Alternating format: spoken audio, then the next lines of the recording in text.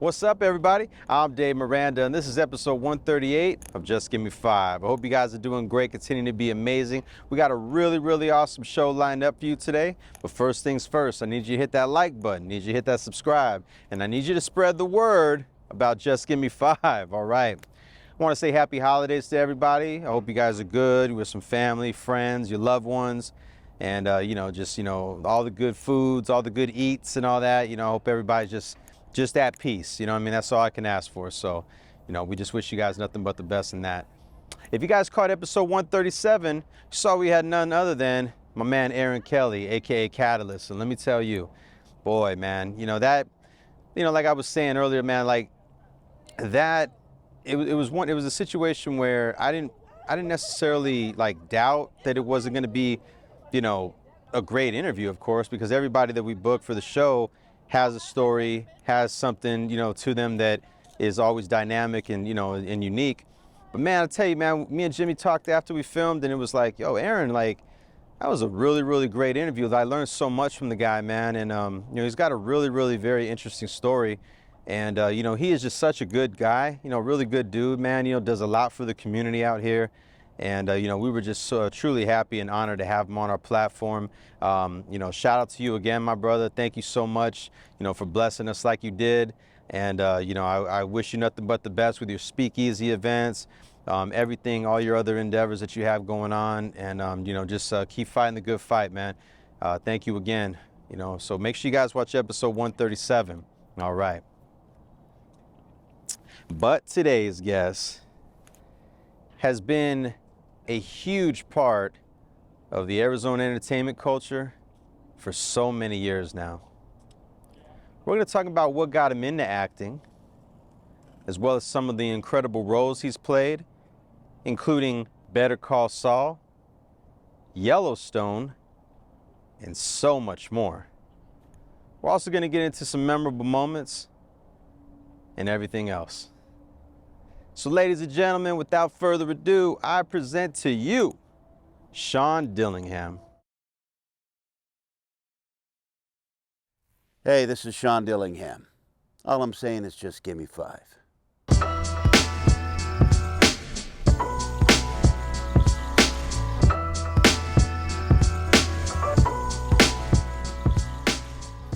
think it started when I was a kid. It's cliche, but it's true. In grade school, I was painfully shy. I mean, run away from school shy. Okay. And you didn't like any interaction? No, the bell would ring. We'd have to go into the hallway, and I'd be like, right. And so it was the annual school play, and the teacher was, you're going to be in the play. And I was like, I don't want to be in the play. And she was like, everybody's going to be in the play. I don't care if you're a tree, right. You're going to be in the play. Right.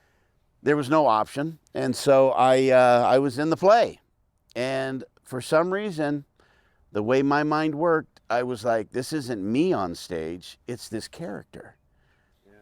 And I let loose, and I fell into the character, and I got audience response. Right. They were laughing when they should have laughed, they were clapping when they should have clapped, and I was like, this is it. Yeah. So through school, it was, theater and drama, and then I got into community theater after school, and I got into semi-professional theater. And then I realized I really liked performing, but I really hated rehearsing. So I got into improv groups, and then got into an agent saw me at a play production one time and said, if you'll do that, you'll do anything, and signed me on to be one of her actors, and started acting in commercials and TV shows and movies and everything.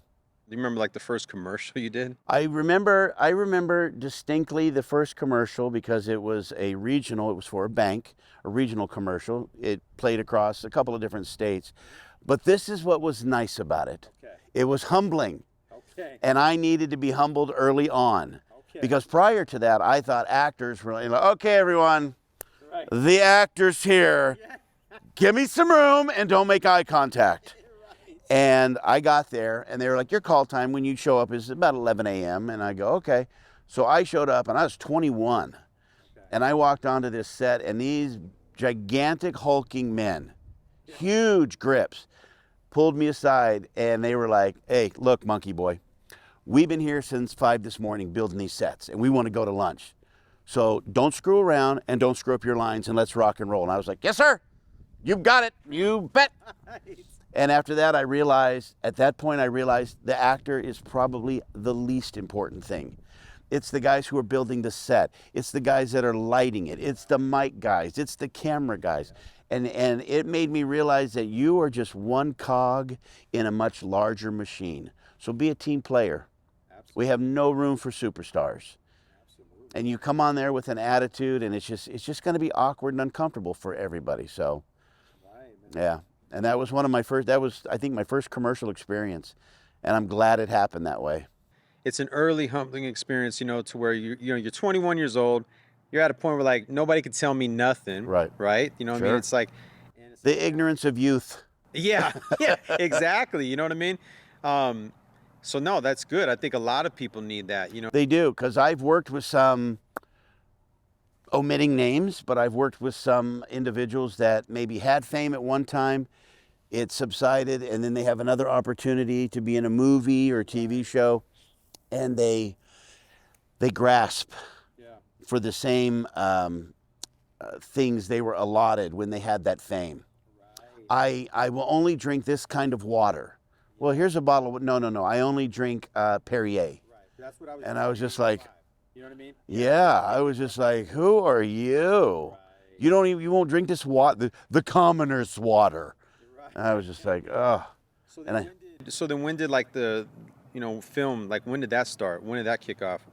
It started with just smaller independent films around the same time. I had opportunities to do things, and it exposed me to the differences of being a commercial actor, being a film actor, being a television actor, because there are 3 different aspects to all of them. That's very true. Commercials are usually, we're shooting this in a day or in a couple of hours. Right. Boom, boom, boom, 30 seconds, sell the product, smile, look at the camera. TV, you have a little more leeway. Film can be, films can sometimes take 2-3 months to make. You have time if you want to really get into character. Right. Even though I've wanted to do more commercials, the world has changed. Yeah. Commercials are not as frequent as they used to be for me. Right. Television, I'd love to do television because television pays great.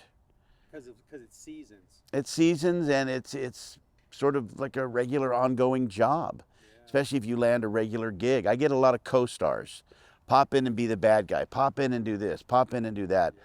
Yeah. Even though I never sought it out, I seem to be getting more film work than anything.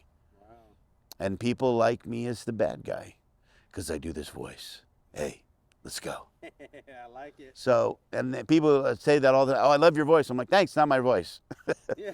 I can just turn it on like, all right, everybody, here we go. Here's the deal. We're doing this, and we're doing it now. Right, now you're Christian Bale and Batman. They're like, I like that intensity. And I'm like, thanks. Tell us about some of the shows and in the films you've been in, because you've been in some pretty stellar TV shows, man. Yeah, for about the last 7-8 years, I've had a pretty good run, 2 or 3 regular television shows a year. It started with Night Shift, which was NBC, then Longmire, which I think was Netflix. And then I got Brooklyn Nine-Nine, This Is Us, There's Johnny, which was like Roger Bart, Tony Danza, Paul Reiser. And I got Better Call Saul, which is great because I wanted to be in that Breaking Bad universe. And that's the prequel, correct? Yeah. Yeah. And Walker Independence, and then just last night I watched my episode. I'm on this new one on Hulu called A Murder at the End of the World.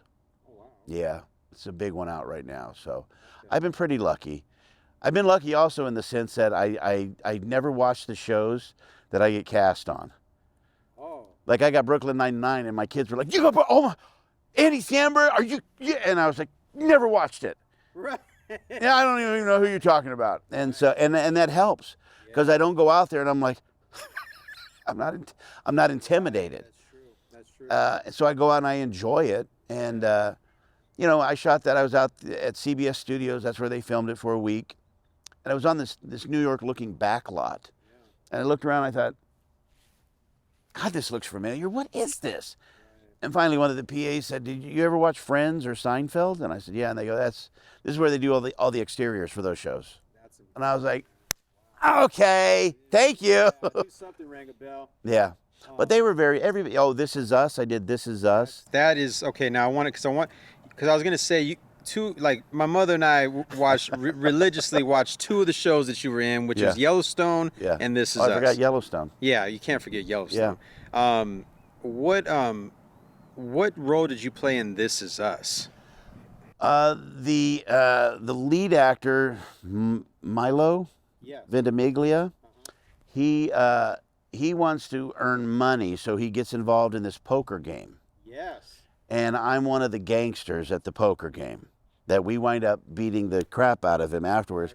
Because he comes in and he throws down, like $100, and then he wins the hand $1,000. He's like, "Okay, that's it, I'm out." And we're like, wait a second. What do you mean you're out? Right. Not going anywhere. You didn't even finish your drink. And he grabs his glass. "Okay, bye." And we're like, okay. So, but the cool thing for me about that was I just hit the mic. I'm so sorry. I got to shoot at Paramount.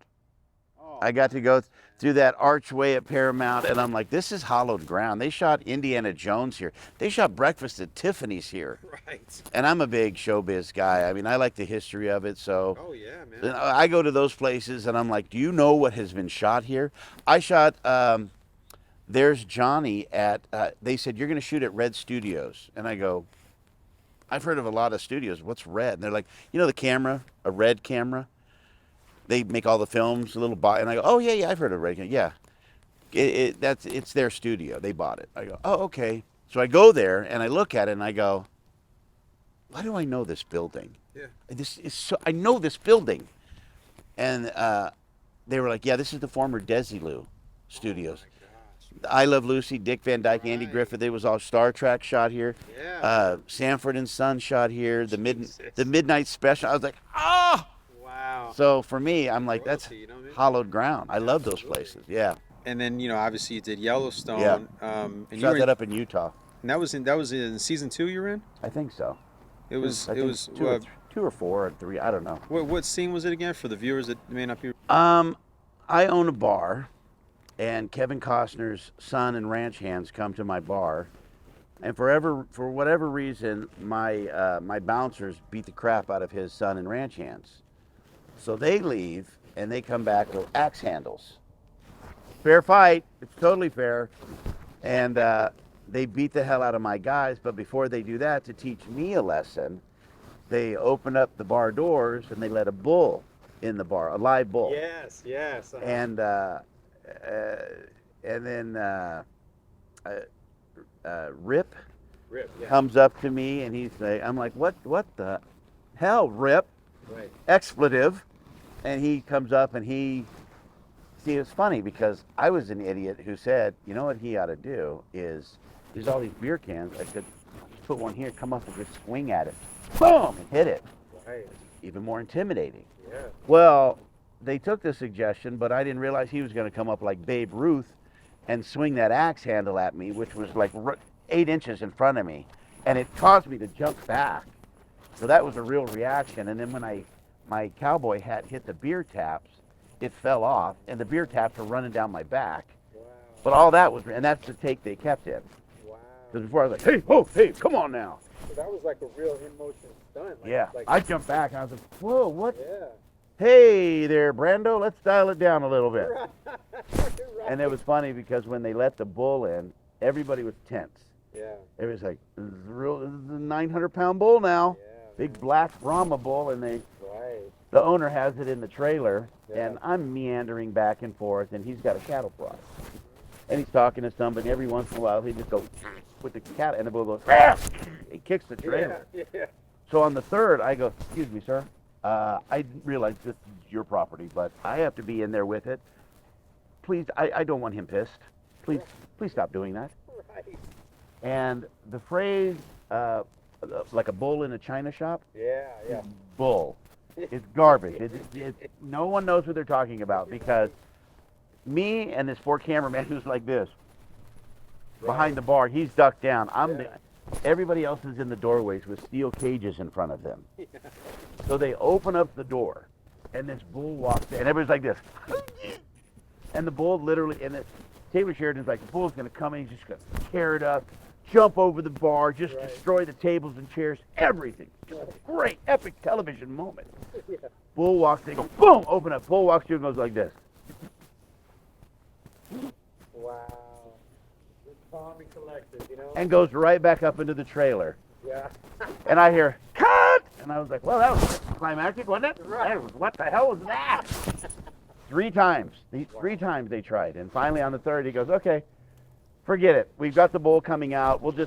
The camera will be the bull's perspective, and we'll just kick over the chairs and tables Right. to make it look like it was the bull. Because this bull is not cooperating. It never touched a chair, table, anything. Wow. Walked through like this. Looked at me like this. Yeah. So, and went back into the trailer. I was just like, What was Kevin Costner like? nice, Yeah. quiet. It's like Andy Samberg. Yeah. You know, very nice and quiet, but you got to understand it's the star and he's also the producer, That's true. so they're flanked by people. Yeah. So Yeah. they don't have time to really be too friendly. Right. I shouldn't even say that story. I had an opportunity to meet somebody that I wish I had been nicer when I met him, but I had the opportunity to meet Adam Sandler. Oh, wow. Okay. But I wasn't a fan of Adam Sandler. Oh, well, that was So I wasn't like, Adam Sandler, wow! I was like this, how you doing, man? And I Right. think back and I go, because I like his stuff now. Oh, Yeah. yeah. Yeah, absolutely. That was, I had the opportunity to go and kind of be on the Tonight Show at one point. Right. I was friends with the host, who was a guy named Stuttering John Melendez. He was on Howard Stern. Yes, yes. And he was the announcer for a while for was. Jay Leno. Was, yep. So he said, John, you're going to come to L.A., come down and watch the show, be my guest. Yep. So the people that were on the show that night, Jay Leno, Judd Apatow, Adam Sandler, for some reason Carrot Top came out that night. Oh, wow. And I was like, well, this is strange. Yeah, and 3 then, months or after. and before the show, Stuttering John would do the warm-up, the audience warm-up. Oh, yeah, yeah, yeah. And he invited me up on stage to do a little audience warm-up. And I got to do some jokes and whatnot. And the one time my wife is not taking pictures of everything in the building. I got off stage. I was like, you got me on that stage, right, doing that? And she was like, no, they said no pictures. I was like, it'd have been worth getting kicked out of over. Come on. Are you shitting me? It's a night show. Yeah. Wow. There you go. You know, It is what it is. you got that on there, you know. Of all the people that I've worked with, I think that guy Milo was the nicest. He was Jack, right? Yeah, on This Is Us. Yeah, And I'm sitting in House the Fire. sitting in the makeup chair, Yeah, man. getting done. They're getting ready to. After that, they take me to my dressing room where they have the wardrobe, and all of a sudden these hands clamp on my shoulder. How you doing, man? We're gonna have fun today, buddy. Let's rock it out. And I look, and it's him, and I didn't know him at the time, and all I thought was, ooh, look at this guy. Right. Super nice though, He seemed all the like- way. he seemed Yeah, like it, man. very down to earth. Even at its peak, he was like, I think I'm gonna leave the show now. Wow. I'm gonna go on to do something else. I want to do movies. And people were like, what? Yeah, super nice guy. That's awesome. Very grounded. What's the, like, for you personally, what do you feel like the joy of acting does for you? Everything from when I see a good script or production that I want to be involved with, that gets me excited. Showing up first day on set, you know, and it could be at an exotic locale or they've built something, and it's magic time. You know, you've prepared, you get into your wardrobe, everything. It's just the whole process. And then when it's done, I look back and I can be like, yeah, I'm pleased. Really, really pleased. The whole process from auditioning until after it's done, you know. And that's the tough part, because when it's done, a lot of actors walk away like, okay, thanks, that's it. But your job continues on because you got to still help promote and market this movie. Exactly. And they're going to take at least 3 to 6 months to edit it. Right. So, Yep. you know, you in essence, you become a marketing partner. Right. You've got to promote it on your social, and they don't want to see you as that. You're not going to get any future work if you go, okay, thanks, I did the project, later, bye. You know, they want to know that you're out there going, hey, check out this movie. Yeah. It's in theaters. Go, you know. Exactly. You know who else was really nice is I did a movie with B.J. Novak, Uh, Vengeance. yes. Okay. Really, really nice. Okay. Really, really funny. We did a bar scene where he and the other guy, I forget the other guy's name, but he's walking down, and I reach out and I grab B.J. Novak by the shirt. And on one take, I actually went "Brrrt," and tore his shirt open. I was like, luckily it was those cowboy metal snaps. I was like, sorry. But his friend that he's with, tall, skinny, blonde, good-looking guy, they go walking off, and me and the other actor were yelling at him. And I'm like, yeah, you just keep walking. You just keep walking there, Brokeback. You just keep walking. And I hear everybody over there laugh. And they go, cut, and he comes walking back, and he goes, who said that? Who said keep walking, Brokeback? And I was just like, it was one of those oh shit moments. I did? He goes, that was funny. I'm keeping that. That was really funny, man. Really funny. He was super nice, super supportive, because he started as an actor. Yeah. So it was his film, and it was super nice, super fun. You know, and the one I saw when I was reading up on you, man, is the one that I really, really just blew my mind. Don Amici. Oh, yeah. Where was that? That was filmed in Scottsdale. Jane Seymour was also in that movie. Wow. Yeah. That was one of my first movies. And I was so excited because Don Amici, I'm like, this is a man who was a star in the 40s and 50s. Exactly. I mean, Don Amici, I'm like, Don Amici, Harry and the Hendersons? Really? But the sad part of that was he was so advanced in his years that he had a hard time remembering lines. And from you to me, there was a person right off the camera with the lines, because he could barely get through a line. Today we're gonna, what's the line? And I was like, oh. But it was great to be on set with him. The man's a legend.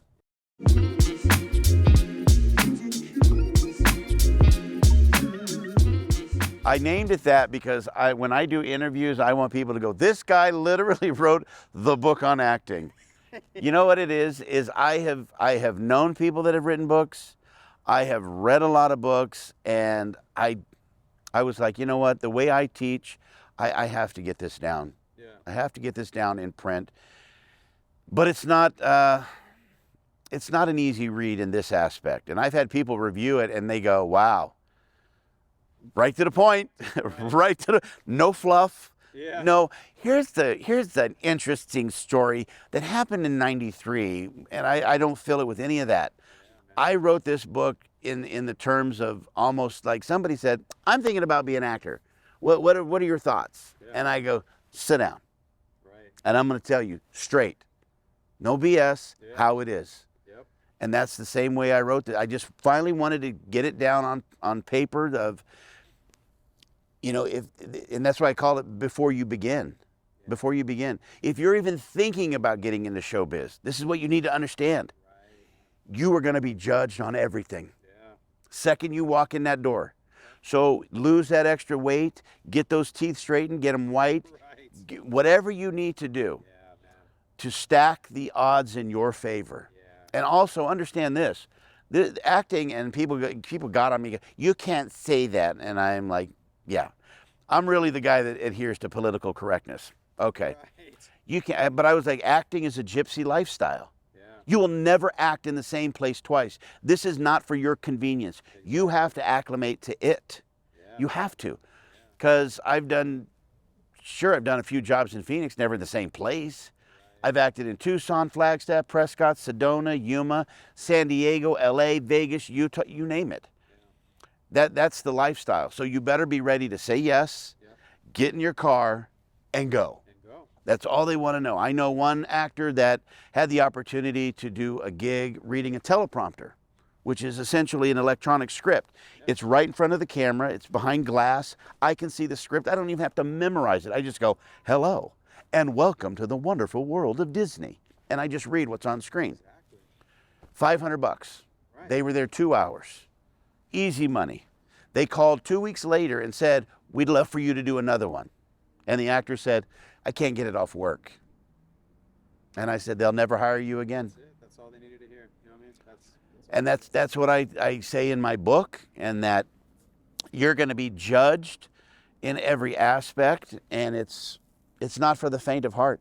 I had one review that was like, wow, that is a gut punch of a book. Because it's no fluff. It's no, not at all.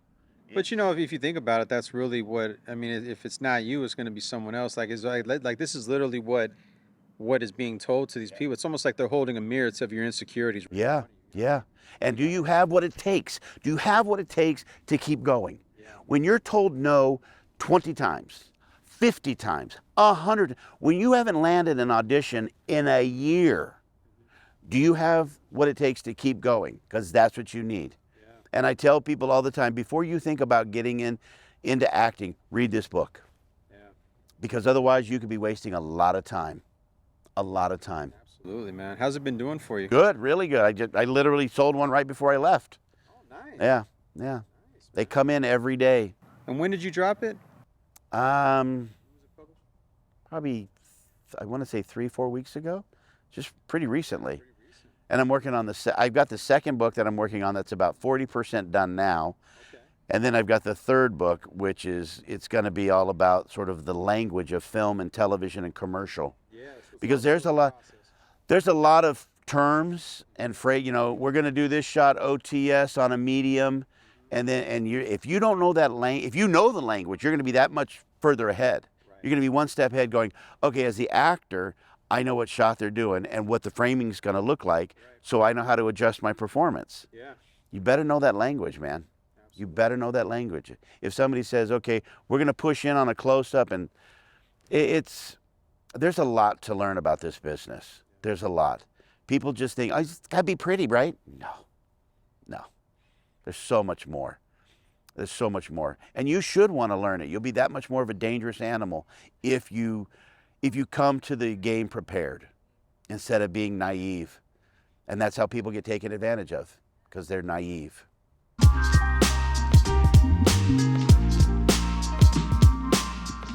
I remember one film that I did that I was so into character, and you know, when you shoot, like indoors, they kill the lights, they kill the air conditioning, and you're like, I'm sweltering, I'm sweating, because they need it stone silent for sound.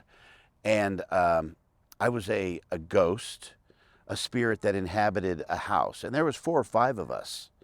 There's a girl and another guy and an older guy. And I was, of course, the bad guy. And there's a moment where the live occupants of the house, this woman and her husband, are lying in bed together. And she feels something. She feels a presence. So she sits up in bed and, you know, Dracula, Bela Lugosi style, right. Off the patio doors, the doors come open. Yeah. And I walk in and I just take my time. And that's the beautiful thing about being an actor when you're older. See, when you're younger and you're an actor, you're full of what I like to call piss and vinegar. Oh, yeah. You go on energy. Okay, this is what I do. Yeah. And you go, okay, it's like having a puppy in a car. Right. Calm down. But when you're testosterone level of 800. Yeah, when you're older, when you're a Jack Nicholson, a Dustin Hoffman, a Morgan Freeman, they go on, and Anthony Hopkins. You take your time. Yeah, that's true. When you take your time, you can get people to hang on every word. And so I came in off the balcony, and she's looking at me, and the cameraman, other actors are sitting watching, and I just saunter in. That's a great word. I sauntered in. And I stood at the end of the bed and I go, well. And what have we here? And she took her time, I took mine, and there was just a vibe, a creepy vibe. And this went on for about a minute and a half, the scene. And I go, just remember, I'll be watching. And I disappear. And I heard the director go, cut, and I was like, fuck, that was good, right? Did you feel it? Right. Woo! Pow! Right. Center field wall. Right. There was just a moment like that where I was like, yeah. I've had a lot of good moments. I'm so appreciative and so thankful. I was in the movie Rust with Alec Baldwin. Oh, man. Where the lady got accidentally killed. Right. And my greatest apprehension... You were? Yeah, I was one of the deputies. Because he comes back to rescue his 13-year-old grandson. And then they set out after him because he's a retired gunslinger. And my greatest apprehension was, I've seen Alec Baldwin on so many interviews. Please don't let him be a jerk. Please don't let him be a jerk. I'm really excited. This is a big Western. I've done a lot of Westerns. Alec Baldwin movie. Here we go. He couldn't have been sweeter. Man was joking, laughing, welcoming, accommodating. I mean, he's so nice. And I was just like, oh, thank God. Thank God. So, yeah. I mean, just everybody. It's, I mean, but what was that? I mean, were you literally there? yeah. No. I had done my stuff, and it happened like a week after I left. And I met her, Helena. She was, she was like Tinkerbell, like 5 foot nothing, 100 pounds. And Joel, the director, super, super thin, and he got hit in the, I think the collarbone, and then it hit her. But, and I've had a lot of people ask me about it, and because right after it happened, the next day I'm looking at my messages going, okay, why is the LA Times, New York Times, and Entertainment Tonight contacting me? What is going on? And everybody wanted a statement. So I asked my agents, and I said, what do they were like, you can say something if you want. And I go, I'd rather just, because there were background actors, extras, that were like, I can tell you what happened. I have the whole story. Right. I've got the inside scoop. Did I knock that? No, I didn't. I got the inside scoop. And I'm like, this guy was 50 feet in the background and wasn't even there that day. And they were coming out and they were like, I felt like this was going to be a Brandon Lee situation. And I was like, oh, stop it. You did not. Stop it. And so I finally, after saying, no, like a year and a half after it happened, I said, one time in a podcast, and I'll say it here too, I go, listen, my viewpoint on it is this. Do you know what the job of an actor is? Our job is to show up and know our lines and be pretty. And that's it. That's it. If I need the wardrobe, somebody's going to put me in the right wardrobe. Stand here, look there, hold this. That's my job. Nobody hired me or Alec Baldwin because we're professional gunslingers. And what happened was a tragic, terrible accident. I'm sure the man went, bam, whoa, Jesus. And then people that came after him afterwards, I'm like, it's real easy after the fact when you see a car crash to say, well, I would have hit the brakes. Oh, absolutely. I would have turned right. I'm like, don't be a couch quarterback. Everybody does that. And I'm like, you don't know what you're going to do in the meantime. When I met that armorer on that film, the first thing I thought was, who is this 15-year-old girl they hired? Pink and green hair, and I was taken aback by that. And they were like, yeah, she's the armorer. Okay. All right. Is what it is, man. He couldn't have been sweeter, though. All of them have been super nice that I've worked with. All of them. The only guy that was a bit of a hard derriere was the director of Yellowstone, Taylor Sheridan. Really? Yeah. He wrote a lot of successful movies. They called him the new John Ford, the king of the micro-western. And this is what happens when you have somebody that's so close to the project. He wrote it. He's directing it. And I got there at 9 a.m. And he said to cast and crew, 150 people standing out here. Nobody's leaving till I get what I want. That's it. 5 a.m. the next day I left. Wow. And I was just like, oh my God. Jeez. The hardest part of that film, that TV show for me was this. I love grilling and I love barbecue. And Craft Services had a grill that they kept going 24/7. And I'm like, you know how hard it is to act? And I smell them steaks and burgers. Are you kidding me? Right. I'm not even thinking about this scene. All they ate in that show, man. Oh my God, it was so good. Every time I walk by the guy, you want a hot dog, want a hamburger? No, I'm fine. I'm getting diabetes at this point. Stop. Right.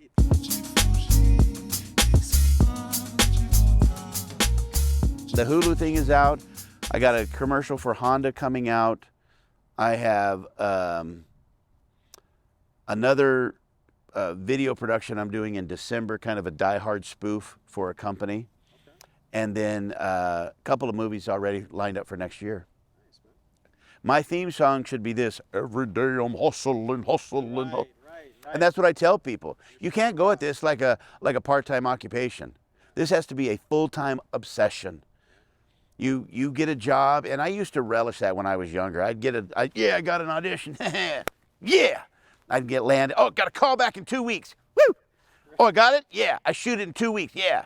And then I just revel in it. And then I thought, wow, man, a month and a half has gone by. I'm wasting time here. And so now it's like, I land that, great. I put it on the calendar. Cool, thank you. I'll see you then. And then I keep submitting and auditioning. And they come in all the time, man. At least when you least expect it, they pop in. So it's fun. Every day's Christmas.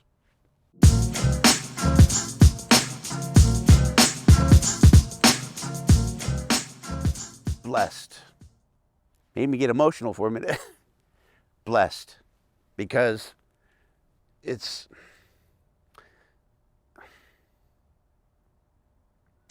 a lot of people that watch what you do and want what you got.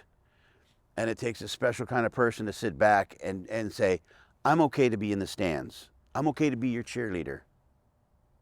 So, blessed.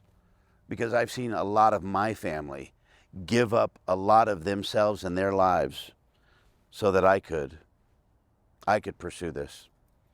So, that's why if something big comes along, they'll be first in line to receive. So, yeah, blessed. Very, very, very blessed. Beautiful. See that, man? You made me cry. That's what we do, man. You're like, that's what we're going to push in on his eyes. Right. That question, that's always the one. It was true, though, you know. It comes from good space, man. It's like we want everyone to remember those, especially the past 3 years that we've had in life. I know. Yeah, You know what I mean? It's just good. It's good to remember that. A lot of people, you get lost in the sauce, man, with all the negativity around politics. What do you name it, right?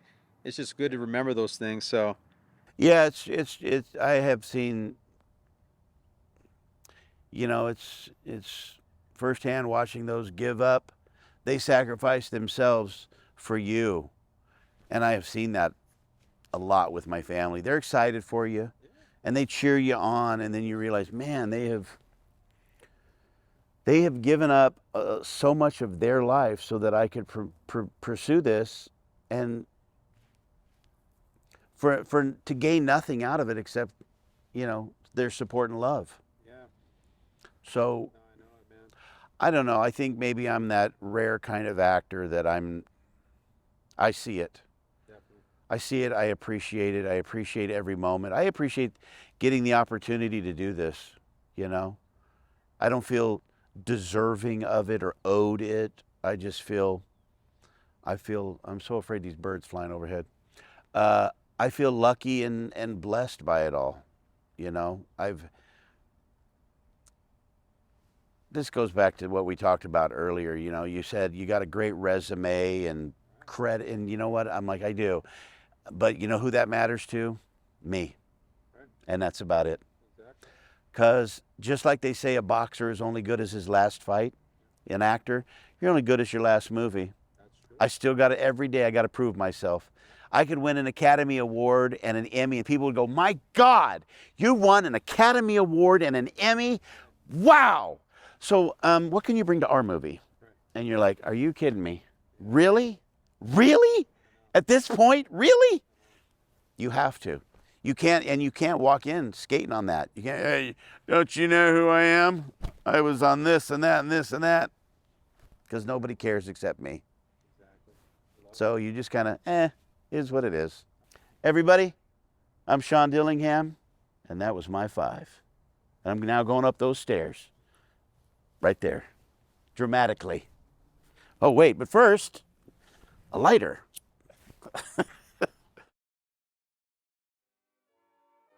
And there you have it.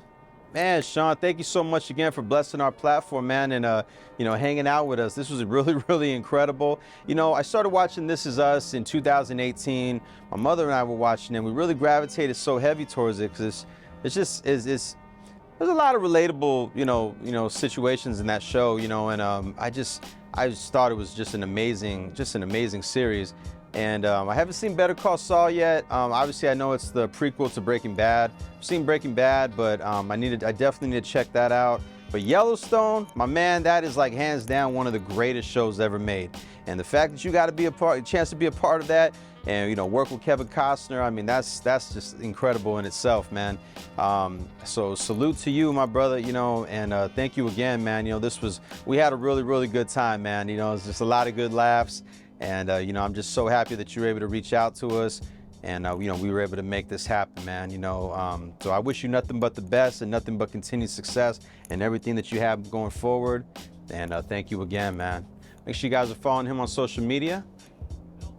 And shout out to my brother, Jimmy Nelson, on that camera. Make sure you guys subscribe to that YouTube channel. Tell a friend to tell a friend. All right. Well, this was definitely one for the books. I hope you enjoyed it as much as I did, though. Until next time, stay tuned, stay blessed, stay healthy. A lot of shit going around right now. And just give me 5, y'all. Everything you get, you got the world.